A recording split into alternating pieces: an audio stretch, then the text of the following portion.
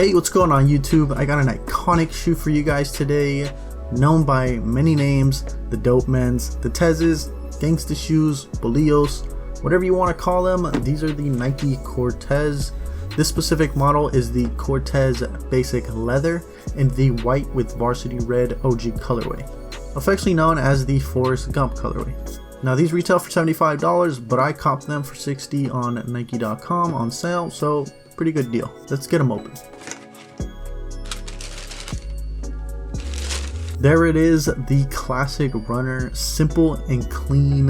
Let's get them both out here. Quick background: the prototype was designed by Bill Bowerman, a Nike co-founder, and Onitsuka Tiger, which is now known as ASICS. And it went through a couple of different name changes, from the TG24 to the Tiger Mexico to the Aztec, and finally the Cortez, named after the Spanish conquistador Hernan Cortez. It was received well by athletes and casual runners, and it became the #1 best-selling shoe for Onitsuka Tiger and Blue Ribbon Sports, which is now known as Nike.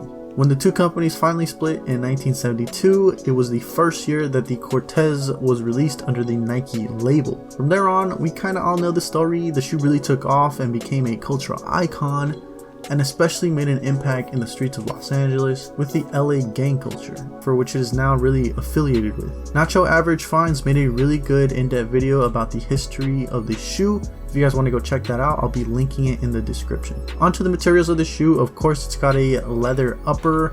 The midsole is made out of an EVA foam, and the outsole is a rubber. Moving on to the features of the shoe, the lining of the shoe is a super soft fuzzy material that I really like. If we move here to the laces, we got the metal dubre that says Cortez 72, which, like I mentioned, 1972 was the release of the Nike Cortez. Moving on to the side of the shoe, of course, we got the big red Nike swoosh, as well as some stitching detail on the side, and the blue foam on the midsole. At the back, we got the Nike logo on a red tab, which looks really good. To the front, we got the toe leather overlay, which gives it that really rounded toe.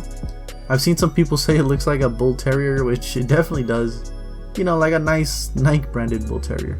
Nike on the website mentions that the leather is a full grain leather. If you look closely, you can see the grain on it, and it's a really nice little detail that I liked. Lastly, at the bottom, we got the herringbone pattern with the Nike logo stamped in the middle. Overall, a really iconic classic shoe from Nike. Kind of a shame that many people won't even touch them due to it being associated with gangs, but understandable. And Nike is well aware of this. On the website, under the Cortez origins, the second sentence reads, "It was an unmistakable icon, a walking billboard that told your story and declared your affiliation." Yeah, gang affiliation, pretty much.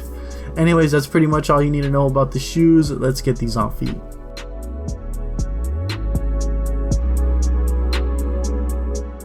On feet, these were very snug. If you're the type of person who really likes to have some extra room in the toe, I would highly recommend you go a half size up. You can go true to size, but you definitely won't have any extra room. These were comfy, and the EVA foam felt great on feet, and the lining inside felt really softer on the ankles. And it's just a great looking shoe. I mean, just look at it.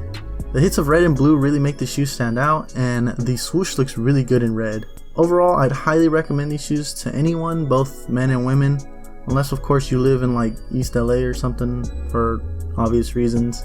So that's really going to be it for me, guys. I would appreciate it if you guys liked and subscribed if you enjoyed the video, as it helps out the channel since I'm pretty new here. I got more shoe content coming your way, so I'll see you guys in the next one.